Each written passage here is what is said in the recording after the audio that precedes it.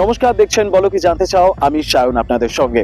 এই মুহূর্তে পশ্চিমবঙ্গের বুকে দুটি বড় সংস্থা যে বিনিয়োগ করছে তা নিয়েই আজকের ভিডিও। প্রথমেই আসবো টিটাগড়ের কথা নিয়ে। টিটাগড় যেটি কলকাতায় অবস্থিত, যে সংস্থাটির হেডকোয়ার্টার কলকাতায় EM বাইপাসের ধারেই, সেই সংস্থাটি এই মুহূর্তে পশ্চিমবঙ্গে বিনিয়োগ করছে প্রায় 900 কোটি টাকার মতন। আগামী 2-3 বছরের মধ্যেই তারা এই বিনিয়োগটা করবে। আগামী 2-3 বছর ধরে বলা ভালো এই বিনিয়োগটা তারা করবে। কোন কোন খাতে তারা এই বিনিয়োগটা করছে? তারা ফ্রেট এবং প্যাসেঞ্জার ট্রেনের জন্য এই বিনিয়োগটা করছে। সংস্থা ট্রেন বানিয়ে থাকে, প্যাসেঞ্জার ট্রেন বানায়, ফ্রেট ট্রেন বানায়, অর্থাৎ মালগাড়ি যাকে আমরা বলি, এই ট্রেনগুলো তারা বানায়। সংস্থা এই মুহূর্তে ফ্রেট ট্রেনের জন্য যে বিনিয়োগ করছে তার মাত্রাটা কিন্তু প্রায় 100 থেকে 150 কোটি টাকার মতন। ইতিমধ্যেই তারা কিন্তু প্রায় 150 থেকে 200 কোটি টাকার মতন ইনভেস্ট করেছে।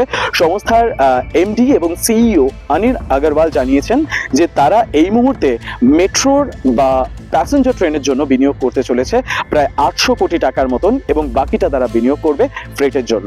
এই মুহূর্তে যাত্রী আনা নেওয়ার জন্য এবং অন্যদিকে পণ্য সরবরাহের জন্য যে সমস্ত ট্রেনগুলো রয়েছে তার উপর কিন্তু তোড়জোড় করা হচ্ছে।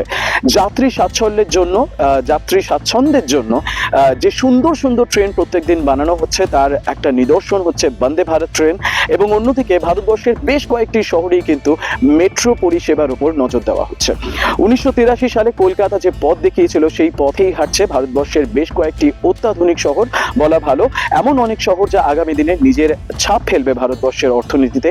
সেই সমস্ত শহরগুলো কিন্তু মেট্রো পরিষেবার দিকে জোর দিচ্ছে, আর তার জন্যই কিন্তু রোজ নতুন নতুন অত্যাধুনিক ট্রেন তৈরি করা হচ্ছে।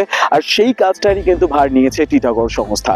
প্যাসেঞ্জার ট্রেন এবং একই সাথে ফ্রেট ট্রেন তারা তৈরি করছে। প্যাসেঞ্জার ট্রেন এর জন্য তারা বিনিয়োগ করছে প্রায় 800 কোটি টাকার মতন।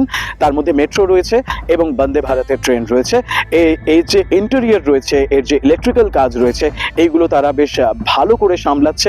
তাদের বক্তব্য অনুযায়ী 2024-এর ফিনান্সিয়াল ইয়ারে তারা তাদের যে ম্যানুফ্যাকচারিং সংখ্যা রয়েছে, বগি যে কটা কোচ তারা বানায় তা 700 থেকে বাড়িয়ে 900-তে নিয়ে যাওয়া হয়েছে। আগামী কয়েক বছরের মধ্যেই তারা প্রতি মাসে 1000টার মতন বগি তৈরি করবে বলে কিন্তু তারা বদ্ধপরিকর। তার জন্যই তারা বিনিয়োগ করছে। সংস্থার ম্যানুফ্যাকচারিং প্ল্যান্টও কিন্তু কলকাতা থেকে ঢিলছোড়া দূরত্বেই রয়েছে, আর সেখানেই কিন্তু তৈরি হচ্ছে এই মুহূর্তে অত্যাধুনিক সমস্ত ট্রেন, বন্দে ভারত হোক বা ভারতের বিভিন্ন শহরের যে সমস্ত মেট্রোগুলো রয়েছে। তার মধ্যে উল্লেখযোগ্য, এই মুহূর্তে তারা যে ফ্রেট বানাচ্ছে বা যে বগি বানাচ্ছে, সেই বগিগুলোর যে রেট হয় তা কিন্তু 10 কোটি টাকার মতন। কিন্তু এই প্যাসেঞ্জার ট্রেনের এত ডিমান্ড, আর সেটাকে মাথায় রেখেই কিন্তু তারা বেশি মাত্রায় বানাচ্ছে, অর্থাৎ বাল্কে বানাচ্ছে। আর বাল্কে বানাচ্ছে বলেই তার রেট কিন্তু কখনো কখনো সুবিধার নিরিখে আপ ডাউন করে, কখনো 7 কোটি হচ্ছে, আবার কখনো 12 কোটি হচ্ছে। কিন্তু একটা পর্যাপ্ত রেট যেটা ধার্য করা হয়েছে তা কিন্তু 10 কোটি টাকার মতন। সংস্থা যে বিনিয়োগ করছে সেই রকম কিন্তু তারা প্রফিটও করছে, যা আমাদের অর্থনীতির জন্য বেশ ভালো। কারণ পশ্চিমবঙ্গের অভ্যন্তরে প্রচুর মানুষ এই সংস্থার সাথে জড়িত, এই ইঞ্জিনিয়ারিং এর সাথে জড়িত, তাদের জন্য কিন্তু এটা একটা দারুণ খবর। শুধুমাত্র তাই নয়, এই মুহূর্তে তারা বেঙ্গালুরু যে মেট্রো রয়েছে সেটা তারা বানিয়েছে, মাফ করবেন, এই মুহূর্তে তারা যে পুনে মেট্রো রয়েছে সেটা তারা বানিয়েছে। অন্যদিকে ব্যাঙ্গালোরের যে ইয়েলো লাইন রয়েছে তার উপরও তারা কাজ চালাচ্ছে, এবং সেই মেট্রো কিন্তু টিটাগড় সংস্থাই সাপ্লাই দেবে। আর এটা কিন্তু আমাদের সকলের জন্য খুব ভালো খবর, কারণ কলকাতা থেকে এই সমস্ত মেট্রো বা এই সমস্ত অত্যাধুনিক রেক গোটা দেশের কাছে ছড়িয়ে পড়বে। চোখ রাখবো পরের খবরে। পরের খবরটি হলদিয়া পেট্রোকেমিক্যালের। হলদিয়া পেট্রোকেমিক্যাল সংস্থা এই মুহূর্তে পশ্চিমবঙ্গে আবার বিনিয়োগ করছে 2000 কোটি টাকার মতন। তাদের যে প্ল্যান্ট রয়েছে সেটাকে এক্সপ্যান্ড করার জন্য, এবং সেখানে তারা প্রস্তুত করবে ফেনল। আর এই ফেনল প্রোডাকশনের জন্যই তারা কিন্তু একটা লাইসেন্স অ্যামেন্ডমেন্ট সাইন করেছে লুমাস টেকনোলজির সঙ্গে, এবং তারা তাদের ক্যাপাসিটিকে আরও বাড়াবে। এই মুহূর্তে এই এগ্রিমেন্টটি যেটা হয়েছে, যেই সাইনটি হয়েছে, তারপরে এই capacity 300 kilo tonne per annum থেকে তারা 345 কিলো টন পার অ্যানামের মতন নিয়ে যাওয়ার জন্য সিদ্ধান্ত নিয়েছে। অর্থাৎ তারা তাদের এই প্রোডাকশন ক্যাপাসিটিকে আরও বাড়াবে। বাড়াবে। এবার বিষয়টি হচ্ছে এই ফেনল প্রোডাকশনের উপর এত জোর কেন দেওয়া হচ্ছে? কারণ কোনো রাজ্যে বা কোনো জায়গায় যদি কোনো বিনিয়োগ হয়, আর মূলত ফেনলের বিনিয়োগ হয়, তার মানে হচ্ছে সেই জায়গায় কিন্তু বড় ইন্ডাস্ট্রি আসার সম্ভাবনা রয়েছে বা এসছে বা রয়েছে।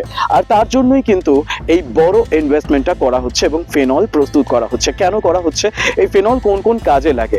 ডিসইনফেক্টেন্ট তৈরি করার কাজে লাগে, সেই ডিসইনফেক্টেন্ট চাষের ক্ষেত্রে হোক বা বড় বড় ইন্ডাস্ট্রিয়াল ইউজের ক্ষেত্রে হোক, এই সবেতেই কিন্তু এই ডিসইনফেক্টেন্টের কাজ অপরিহার্য এবং তার জন্যই কিন্তু ফেনলের দরকার। অন্যদিকে কেমিক্যাল অ্যানালিসিস এই সমস্ত জন্যও কিন্তু ফেনলের প্রয়োজন, অর্থাৎ কেমিক্যাল বিভিন্ন যে মেডিকেল রয়েছে বা মেডিকেল পারপাসের যে কেমিক্যাল রয়েছে সেগুলোর জন্য কিন্তু এই ফেনলের ব্যবহার হয়ে থাকে। অন্যদিকে ম্যানুফ্যাকচারিং ইউনিটেও কিন্তু ফেনলের ব্যবহার হয়ে থাকে, যেমনটা বললাম, কীটনাশক তৈরি করা হোক বা অন্যান্য কোনো লুব্রিকেন্ট বানানোর কাজ হোক বা যাই তৈরি করা হোক না কেন, এই ক্ষেত্রে কিন্তু ফেনলের ব্যবহার অপরিহার্য। অন্যদিকে আমরা যদি সার্জারির দিকে দেখি, বিভিন্ন সার্জারির ক্ষেত্রে বা মেডিকেল পারপাসে হোক বা ইন্ডাস্ট্রিয়াল পারপাস, এই সব ক্ষেত্রেও কিন্তু ফেনলের ব্যবহার বেশ গুরুত্বপূর্ণ।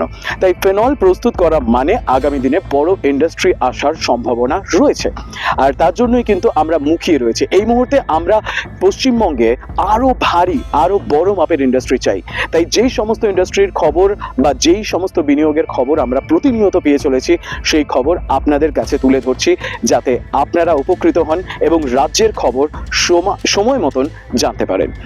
আজকের মতন এই পর্যন্তই। দুটি বড় ইনভেস্টমেন্টের খবর বললাম, আগামী দিনে আরো খবর আসতে থাকবে, সেই আশা নিয়েই আজকের ভিডিও শেষ করছি। আবার দেখা হবে। আপনারা আপনাদের মতামত জানাতে কিন্তু একদম ভুলবেন না।